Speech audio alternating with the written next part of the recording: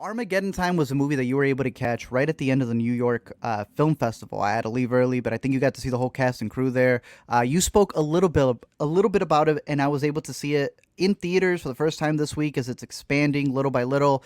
And I personally think that James Gray is a pretty good director. I think he's able to Hmm. get a lot of scope out of his stories. He's able to direct some really good actors, and I'd say that that's really no different with this new one that he has right here. I think that the kid is fantastic in it. First, of all, I thought it Hmm. was a girl the whole time. I thought it was like Carrie Coon Jr., but the kid comes in and he's really the whole focal point of the story. You are Yeah. following his perspective to a degree that the sound design, the camera will change literally depending on how he views a scene. And I thought that was Hmm. very effective. This is like a better version of Belfast, where the director is retelling you his story of being a child, um, but then sometimes forgets that he's still the 40 something year old 2022 man who I think may inject a little bit too much into that viewpoint of a child reliving his Hmm. past. But the whole story, as you broke down before, is this kid who's going to a public school. His parents want him in a private school specifically because he may Yeah. be hanging out with bad influences,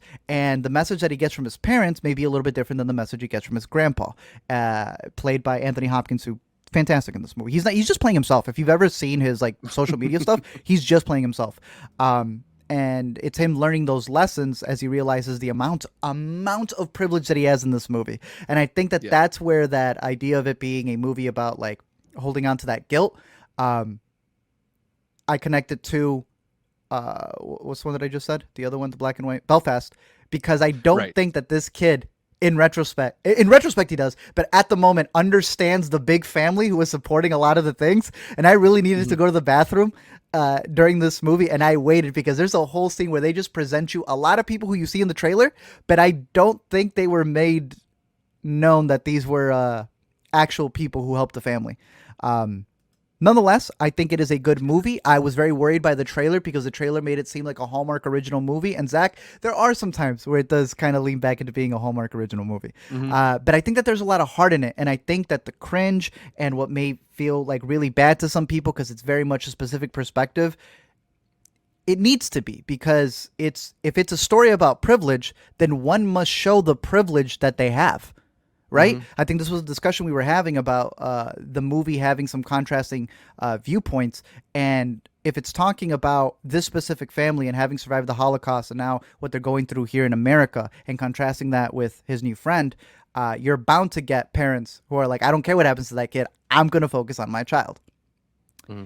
But Zach, you had mentioned a lighting thing in this movie. So I made sure to go see it in the best possible theater that I could. Right.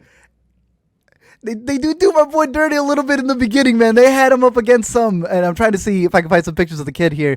Hmm. Jalen This Webb, friendship that the they strike actor together. playing Johnny. Yeah. Yeah, and both of them do a fantastic job.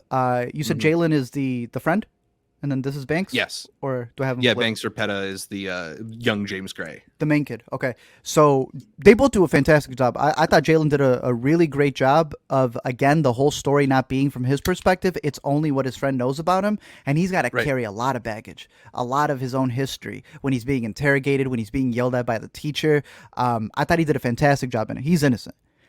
Hmm. Look, some of the lighting choices I could see being a little bit difficult. That actually wasn't my problem. My problem Hmm. was whenever they had my man up against black backdrops. I'm like, you guys could orchestrate this whichever way you want. I would have just wanted some backdrops where he would be standing out a little bit more.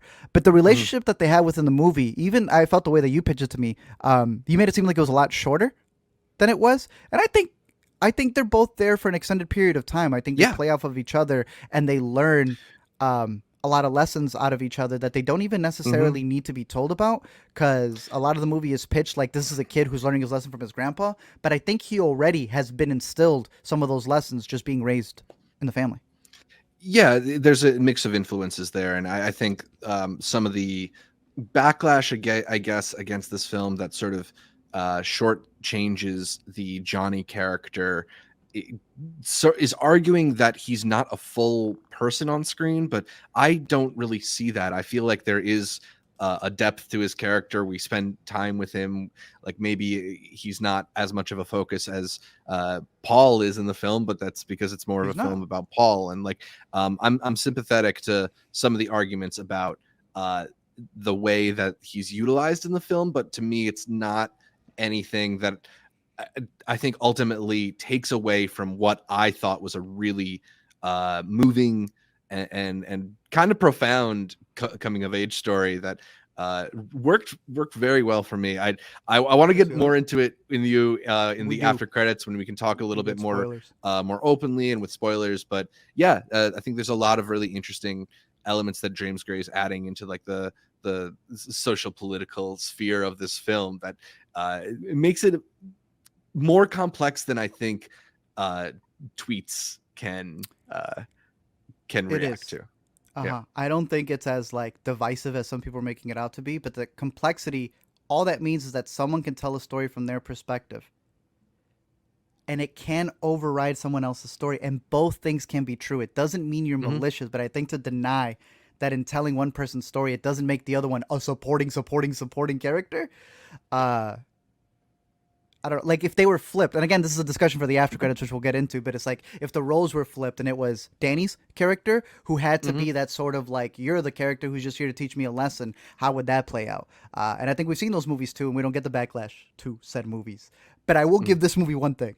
It does not get a pass for that title font. At the beginning and at the end, Zach, when that title font came on, egregious. I was literally right at the beginning. I was like, oh, I can't be on Zach's side. I threw the towel right away. I was like, this is some, what was the Jonah Hill skating movie, bro? Mid-90s. I had no idea what he was doing with the font. He also does some score in this, bro, where their connection to Sugar Hill Gang. They're playing Rasta. Well, that is more of the sound of the New York hip hop scene at that time, because it is the influence that we did not of explore with them. Well, I mean, I don't know if he's necessarily like trying to take you on like a journey through the history of hip hop, but like that is like it's the Jamaican dance hall music that grew into hip hop in that time. So I don't know, that might be on point. It's also the font is meant to reflect the graffiti that was a huge like thing in New York at the time. You see in the subway, it's like very period accurate, not what production design subways look like now. Impeccable on the production design, and on the sound design. Really good stuff. We'll talk about this more over there. I found that title so goofy because they do give us a good font in the credits, but the opening one, I was just like, Armageddon Time, the New York Film Festival selection.